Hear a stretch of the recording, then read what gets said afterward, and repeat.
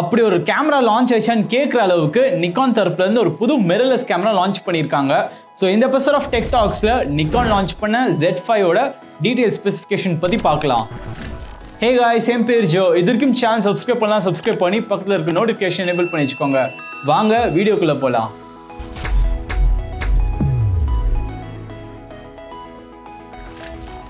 இந்த Nikon Z5 பாத்தீங்கன்னா ஒரு ஃபுல் ஃப்ரேம் மிரர்லெஸ் கேமரா. நிக்கானோட Z சிஸ்டம்ல எல்லாரும் உள்ள கொண்டு வரணும்ட்டு இது ஒரு அஃபோர்டபுளான என்ட்ரி லெவல் ஃபுல் ஃப்ரேம் கேமராவை இது அட்வர்டைஸ்மெண்ட் பண்றாங்க. இதுல யூஸ் பண்ணிருக்கிறது பாத்தீங்கன்னா 24.3 மெகா பிக்சல் கொண்ட full frame CMOS image sensor. இதோட native ISO range பாத்தீங்கன்னா 100 ல இருந்து 51200 வரைக்கும் போகும்.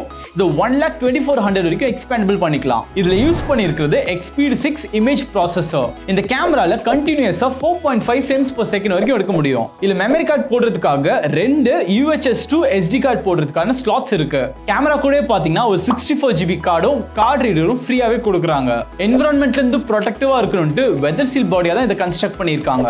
இதோட ஃப்ரண்ட்ல இருக்கக்கூடிய ஸ்கிரீன் பாத்தீங்கன்னா இது ஒரு 1 மில்லியன் டாட் கொண்ட 3.2 இன்ச் டில்ட் ஆகக்கூடிய டச் ஸ்கிரீன். இதோட வியூ ஃபைண்டர் பாத்தீங்கன்னா இது ஒரு 3.9 மில்லியன் டாட் கொண்ட quad VGA electronic view finder. வீடியோக்கு வரப்போ இதுல 4K ரெசல்யூஷன்ல 30 frames per second வரைக்கும் எடுக்க முடியும்.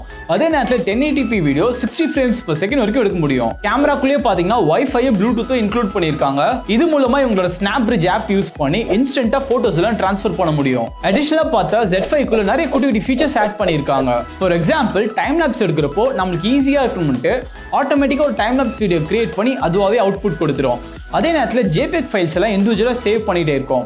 இந்த JPEG ஃபைல்ஸை நம்ம சிஸ்டம்ல எடுத்துட்டு போய் எடிட் பண்ணிட்டு இன்னும் ஒரு எப்பிக்கான டைம் லாப்ஸ் வீடியோ நம்மளால கிரியேட் பண்ண முடியும். அடிஷனலா பிகினர்ஸ்க்கெல்லாம் கொஞ்சம் ஈஸியா இருக்கணும்ட்டு ப்ரீசெட்ஸ் மாதிரி கேமராக்குள்ளே 20 கிரியேட்டிவ் பிக்சர்ஸ் கண்ட்ரோலை இன்க்ளூட் பண்ணியிருக்காங்க.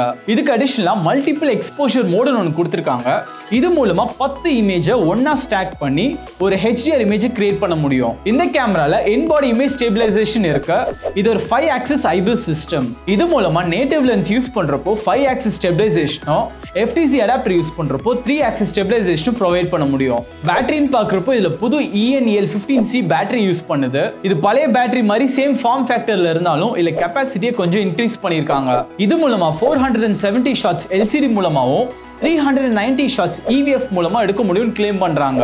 இந்த கேமரால USB Type-C பவர் டெலிவரி இருக்கு. இது மூலமா சார்ஜர் யூஸ் பண்ணியும் பவர் பேங்க் யூஸ் பண்ணி கூட இந்த கேமரா சார்ஜ் பண்ணிக்கலாம். கேமராவோட பாடி அண்ட் டிசைன் பார்க்கறப்போ சின்ன டிஃபரன்சஸ் தவிர இதோட பெரிய வெர்ஷன் Z6 and Z7 மாதிரி சிமிலரா தான் இருக்கு. டிஃபரன்சஸ்ன்னு பாத்தீங்கன்னா இந்த கேமராவோட டாப்ல இன்ஃபர்மேஷன் டிஸ்ப்ளே கொடுக்கல, அது பதிலா மோட் டயல் தான் கொடுத்திருக்காங்க. யூசுவலா கொடுக்கக்கூடிய ஒரு XQD கார்டு ஸ்லாட் பதிலா 2 UHS-II SD கார்டு ஸ்லாட் கொடுத்திருக்காங்க. இந்த SD கார்டு XQD கார்டு அளவுக்கு பெர்ஃபார்மன்ஸ் பண்ணலனாலும் உங்களுக்கு 2 ஸ்லாட் இருக்கிறதால ஒரே நேரத்துல சேஃபா ரிடண்டன்ட்டா பேக்கப் எடுத்துக்க முடியும். கேமராவோட பேக் சைடுலயும் Z6 and Z7 மாதிரி சிமிலரான லேஅவுட் தான் இருக்கு. சேம் சைஸ் டச் ஸ்கிரீனா இருந்தாலும் அவங்க 2.1 மில்லியன் பதிலா இல்ல 1 மில்லியன் ரெசல்யூஷன் தான் கொடுத்திருக்காங்க. ஓவரால் ஃபார்ம் ஃபேக்டர் சேமா இருந்தாலும் டியூரபிலிட்டியும் கன்ஸ்ட்ரக்ஷனும் இதுல சேம் கிடையாது. ஸ்ட்ராங்கா இருக்கணும்ட்டு magnesium alloy பாடி ஃபுல்லா யூஸ் பண்ணாம காஸ்ட்டை கட் பண்ணிட்டு டாப் சைட்லயும் ஃப்ரண்ட் சைடுல மட்டும் தான் யூஸ் பண்ணிருக்காங்க. இதோட சென்சர் கூட பாத்தீங்கன்னா பேக் illuminated சென்சர் யூஸ் பண்ணாம வெறும் CMOS சென்சர் தான் யூஸ் பண்ணிருக்காங்க. இந்த கேமரால கண்டினியூஸா 4.5 frames per second தான் எடுக்க முடியும். இது Z6ல இருக்கக்கூடிய 12 frames per second கம்பேர் பண்ணா இது ரொம்பவே ஸ்லோ. இந்த கேமரால 4K வீடியோ எடுக்க முடிஞ்சாலும் இது ஃபுல் சென்சர் ரீட் அவுட் கிடையாது. இல்ல 1.7x crop இருக்கு. அது மட்டும் இல்லாம இல்ல 120 frames per second எடுக்கக்கூடிய ஸ்லோ மோஷன் ஃபீச்சர் இதுல இருந்து கட் பண்ணிட்டாங்க. அடிஷனலா HDMI கனெக்ஷன் மூலமா 10-bit raw recording or 12-bit ProRes raw recording எதுவுமே இதுல பண்ண முடியாது. ஃபர்தரா இதுல இருந்த N-Log ப்ரொஃபைல் கூட இதுல இருந்து ரிமூவ் பண்ணிருக்காங்க.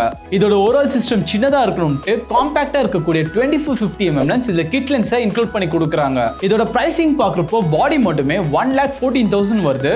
கிட் லென்ஸ் ஆன 24-50mm இன்க்ளூட் பண்றப்போ 1,37,000 வருது. உங்களுக்கு 24-70 f4 லென்ஸோட கிட்டோட வேணும்னா 1,59,000 ஆல்ரவுண்டா இருக்கக்கூடிய 24-200mm லென்ஸ் கிட்டோட வேணும்னா உங்களுக்கு 1,72,000 ஆகும். ஒரு நிக்கான் யூசரா என்ன கேட்டீங்கன்னா இந்த பிரைஸ்க்கு இது வர்த் கிடையாது. ஒரு என்ட்ரி லெவல் கேமரா கொடுக்கணும்னு பேர்ல Z6ல இருந்து நிறைய ஃபீச்சர் ரிமூவ் பண்ணிட்டாங்க.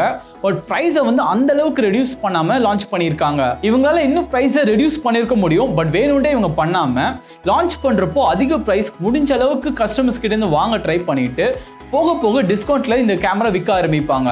ஓவரால் இது ஒரு நல்ல ஒரு என்ட்ரி லெவல் கேமரா, பட் இந்த பிரைஸ்க்கு இது வர்த் கிடையாது. கொஞ்ச நாளுக்கு அப்புறம் இது விற்காம இருந்து இதோட பிரைஸ் ரொம்பவே கம்மி பண்ணுவாங்க. அந்த டைம்ல நீங்க வாங்கணும்னா டிஸ்கவுண்டட் ரேட்ல வாங்கிக்கோங்க. ஸோ ஸோ ஃப்ரெண்ட்ஸ், யூஸ்வலாக போனக்கூடிய ஃபோன் ரிவ்யூஸை தாண்டி எல்லா கேஜெட்ஸையும் கவர் பண்ணணும் தான் இந்த கேமரா ரிவ்யூ பண்ணினேன். பட் இந்த மாதிரி எல்லா கேஜெட்ஸும் பண்ணலாமா இல்லை வெறும் ஃபோன் ரிவ்யூ மட்டும் தான் வேணுமான்ட்டு உங்களோட ஹானஸ்ட் ஒப்பீனியனை கீழே கமெண்ட் செக்ஷனில் சொல்லுங்க. ஃப்ரெண்ட்ஸ், இந்த வீடியோ உங்களுக்கு யூஸ்ஃபுல்லாக இருந்துச்சுன்னா லைக், ஷேர் பண்ணுங்க. இது வரைக்கும் சேனல் சப்ஸ்கிரைப் பண்ணலாம், சப்ஸ்கிரைப் பண்ணி பக்கத்தில் நோட்டிஃபிகேஷன் எனேபிள் பண்ணி வச்சுக்கோங்க. மீண்டும் ஒரு எபிசோட்ல பார்க்கலாம். நான் உங்க டெக் நண்பன் ஜோ.